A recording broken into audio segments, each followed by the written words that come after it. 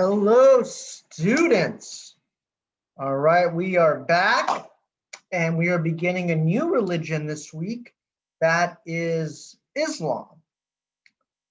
All right, so today is going to be part one of a two-part series. Today, we're going to go kind of over the basics of Islam, some things about, the early history of Islam, where it originated. And next week, we're going to have a lecture on Islam in South Asia and what happens when Islam leaves the Arabian Peninsula and enters the South Asian cultural context. Behind me, we have, anybody know the answer? It is the Taj Mahal. Many of you may have guessed that.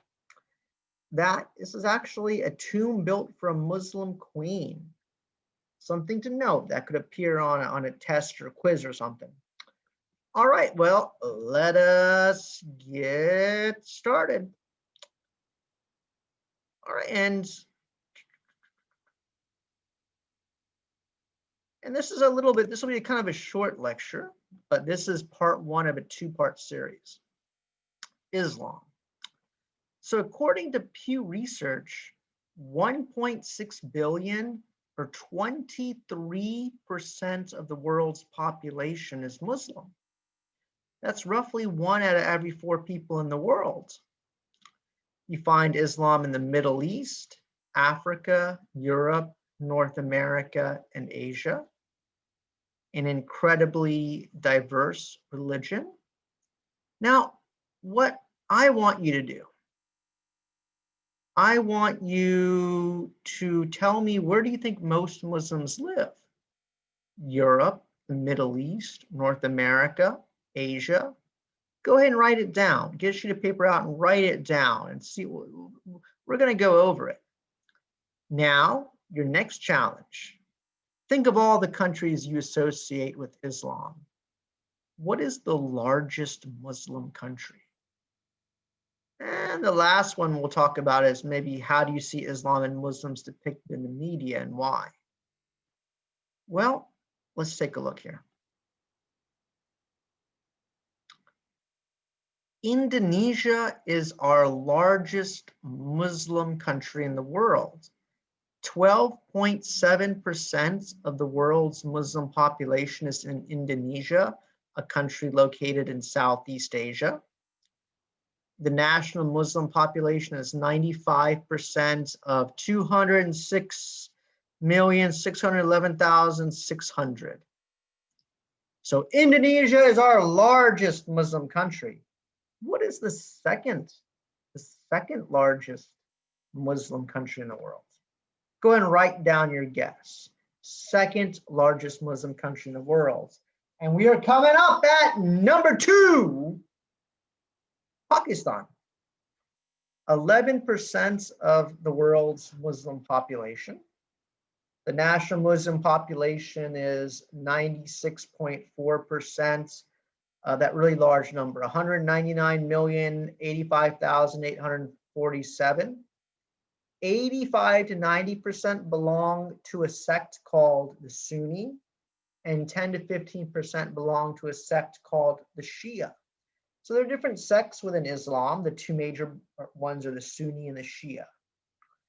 All right, that's number 2. Now I want you to write down, take your guess. What is the third largest Muslim country in the world? Coming in at number 3, India. 10.9% of the world's Muslim population. The national population of Muslims is 14.2% of this really big number here. I think it's 1,251,695,584. And I think this is like 2011 statistics, so it's gone up. Now, it's the world's largest Muslim minority population. What that means is that the majority of those living in India belong to other religions, predominantly Hindu, but 14% are Muslim, and it's the largest Muslim minority. Now, according to Pew Research, this is a major research group that does statistical and demographic information, by 2050, India is set to surpass Indonesia as the largest Muslim populated country in the world. Muslims will still be the minority, but it'll still have more Muslims than anywhere else in the world. All right, write it down, take a guess. What is the fourth largest Muslim populated country in the world? Without further ado, we are in Bangladesh. 9.2% of the world's Muslim population. So it's 89.1% of 168,957,745. And the question I want to ask you, the students that have been in this class, wonderful, wonderful, wonderful students, what part of the world do we find India, Pakistan, and Bangladesh? That would be South Asia. We are in the region of the world called South Asia, and Muslims have a significant, now there is a Muslim majority country called the Maldives, which is part of South Asia, but we saw here's Pakistan, here's India, here is Bangladesh. And to keep on going here, most Muslims, 60%, 6 out of 10 Muslims in the world will live in South or Southeast Asia. This is South Asia here with India, Pakistan, Nepal. Southeast Asia will be Malaysia, Singapore, Thailand. So most Muslims in the world are in Asia. Most Muslims are Asians. All right, let's go over some basics of Islam. Islam means submission or surrendering, and it is also linguistically related to the word salam or peace. This is also connected linguistically, I believe, to shalom, and it's sometimes defined as entering into peace with God. A Muslim is one who surrenders or one who enters into a state of peace with God. Islam characterizes itself as an Abrahamic religion in that the Prophet Muhammad is believed by Muslims to be a descendant of Abraham, a descendant through Abraham and Hagar. Abraham and Hagar have a son named Ishmael. Muhammad is of the bloodline of Ishmael. Islam is said to be a religion of reform and restoration. And this is a very important thing to note. According to the religion, according to Muslims, Islam is not a new religion. Islam was a religion practiced by Jesus, by Abraham, by Noah, by Adam, but the religion over time gets corrupted by the followers. And so God sends down the prophet Muhammad as not the first prophet, but the last prophet to restore this one true religion that has always existed. So some of the common articles of faith in Islam. This is the concept of Tawheed, an absolute oneness of God. God is one, God is singular, God has no equal. This God is a loving and just God. How do you know it's a loving and just God? Well, because God guides humanity. And how does God guide humanity? Well, he has a couple different ways of doing that. First, angels are sent down as messengers of God. The angel Gabriel was a messenger between God and the prophet Muhammad. The angels will send down holy books. And Islam acknowledges many, many holy books. The argument, though, is that all of the holy books that came before the Quran, humans had changed and edited a little bit so that the original teachings were lost. So the Quran is not the first holy book, but the final holy book, and there'll be no other holy books after the Quran. Prophets.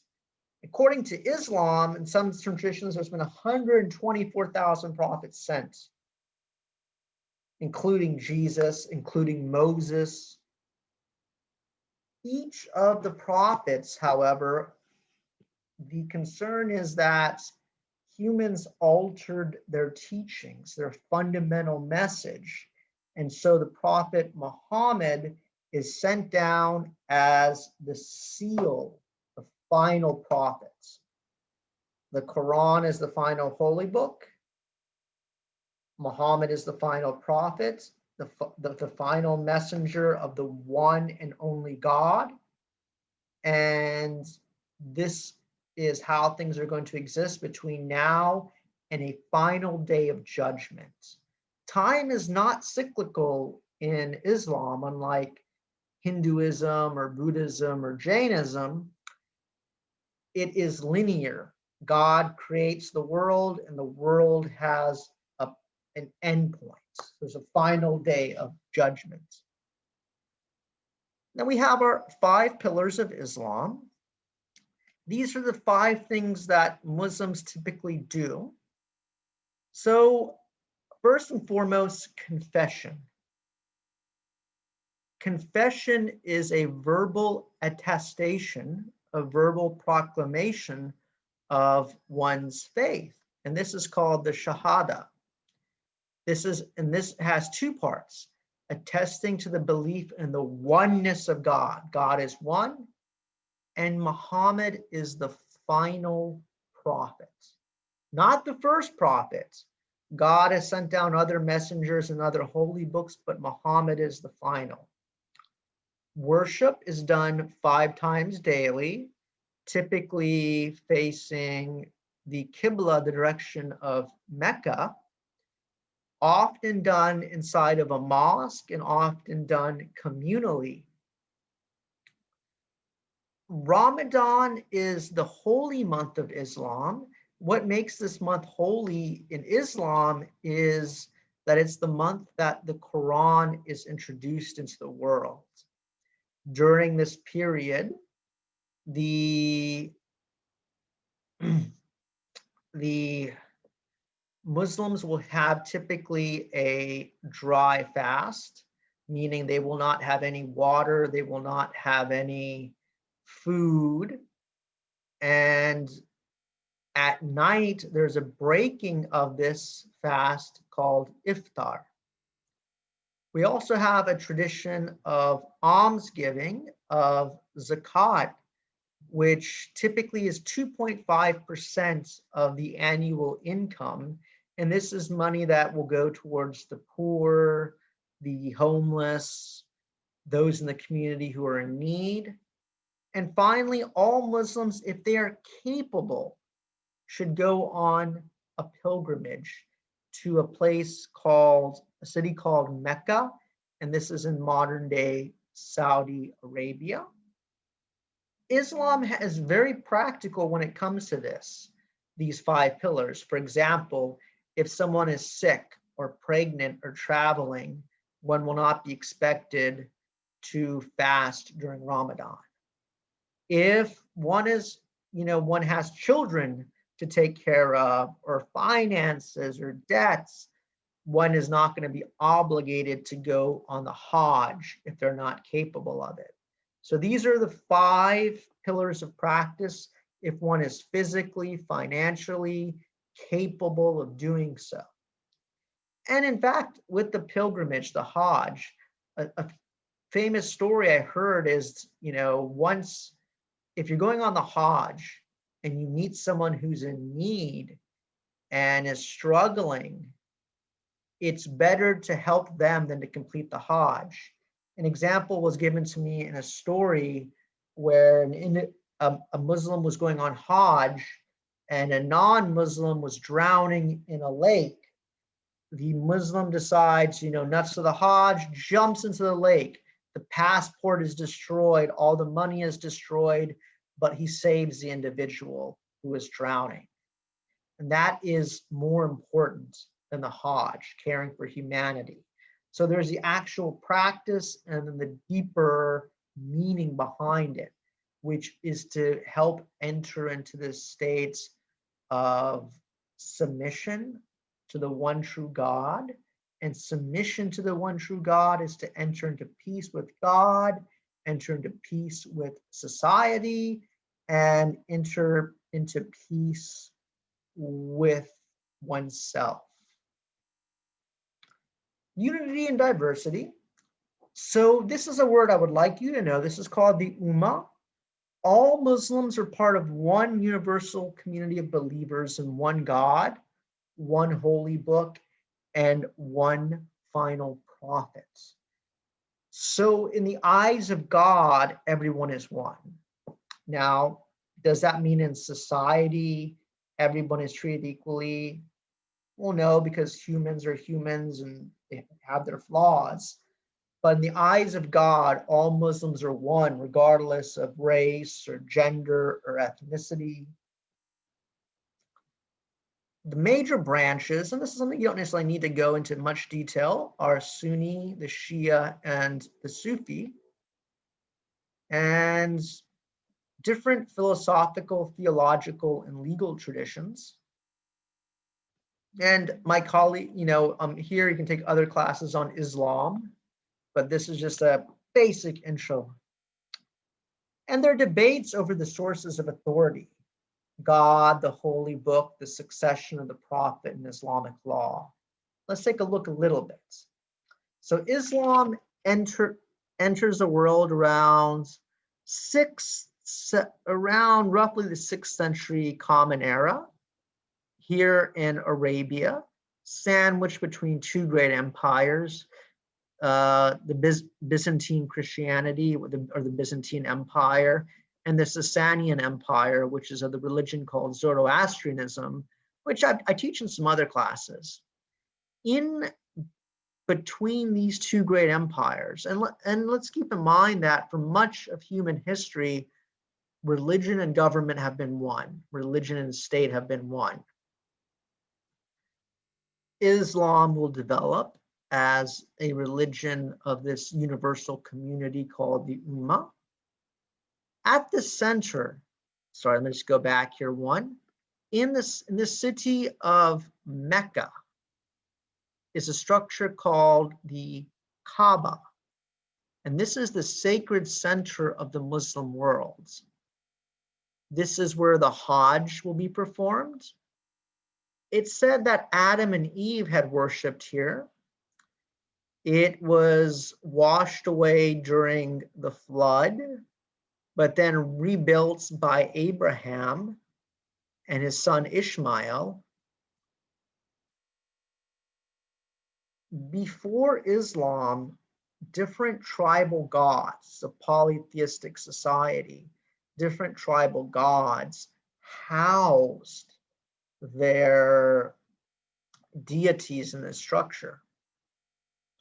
But it's reclaimed by the Prophet Muhammad as the one true house of God and the sacred center of the Muslim world. Muhammad is born into a tribal society, and the documentary I'm having you watch this week will go more into the dynamics of what that means. What we'll look at next week is Islam as it enters South Asia? How does it transform? How does it adapt? How does South Asia influence Islam and vice versa? Before we do that, just a few key terms that'll help you work through the readings. Remember that we're going from, before we get to South Asia, the readings have to deal with Arabia around the 6th century. And while Islam will start in the Middle East, it spreads and becomes a global force. Most Muslims are Asians. All right, here's a few things, a few terms. The Quran. The Quran literally means revelation, and the Quran was revealed to the Prophet Muhammad over the span of his prophetic career. It was never revealed at one time. These are different verses. The Quran as a sacred text, and we saw this in Hinduism with Sanskrit as a language of the Vedas, the Quran is only the Quran in Arabic. Any translation of the Quran is an interpretation. When Muhammad was establishing his career as a prophet and claiming to be a messenger of God, well, people were like, okay, well, Prophet Muhammad, if you claim you're a prophet, prove it. What's your proof? His proof was the Quran. The sounds of the Quran, the term is called ijaz, inimitable. These are divine sound, not of human origin. And let's think back to the Vedas. The Vedas are also a primordial universal origin. The Quran is God's final holy book for humanity, according to Islam, but not the first. The Bible, so the Jewish Bible, the New Testament, and some other scriptures have a certain place of respect in Islam, but the charge is that humans slightly altered these sacred scriptures, and that the Quran is now the perfected complete. There's 114 chapters called surahs. There is no chronological order to the Quran. Typically, it goes from longest to shortest, and it's advised to read the Quran backwards. And it can be a tricky text to read because there is no chronology to it. There are two major aspects. There's the Mecca chapters and the Medina chapters. These are the names of two cities. Mecca is where the Prophet Muhammad will emphasize the day of judgment, the nature of prophecy. In Medina, the Prophet Muhammad will establish a city of followers, so how to run and administer the Ummah, the community. So the life of Muhammad, he's born roughly in 570 CE, 610 to 632 is the beginning of his prophetic career. This prophetic career is where he'll occasionally and sometimes randomly receive revelations. He will challenge the polytheistic and tribal traditions of the Bedouin Arab tribes, and you'll see this more in the documentary for this week. And he'll challenge the commercial ways, the industrial economic system of the Mecca society. As a result, him and his followers come under attack. And in a very important year, this is 622 Common Era, an event takes place called the migration. This is the Hijra. This is the departure from Mecca to Medina. It will mark year one of the Islamic calendar and the birth of the Islamic community of believers, the Ummah. His death will lead to schisms. So we can think whenever a founder dies, of a religion, or someone who's a founder, or in the case of the Prophet Muhammad, a restorer, in their absence, there are divisions and different branches will emerge within the religion. Islam has a few major sources of authority. Let's just kind of look at that real briefly.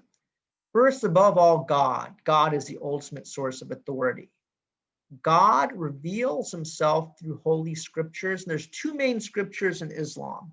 There's the Quran, and then a large collection of books called the Hadith. These are some of the sayings and doings of the Prophet Muhammad. The Prophet Muhammad as an exemplar of what it means to be an ideal Muslim. So again, Quran is recitation, direct revelation. It's perfect. It's a complete scripture according to Muslims. The Hadith are stories and sayings by the Prophet Muhammad. These are multiple texts.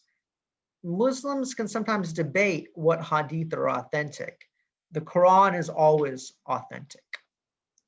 And then we have the Prophet Muhammad as another major source. And I do want to briefly talk about these two terms. Sharia, many of you maybe perhaps heard of this. This is God's way, God's law for humanity. Only God knows the Sharia in its perfected form. But then you have another aspect of that, which is fiqh. This is human jurisprudence.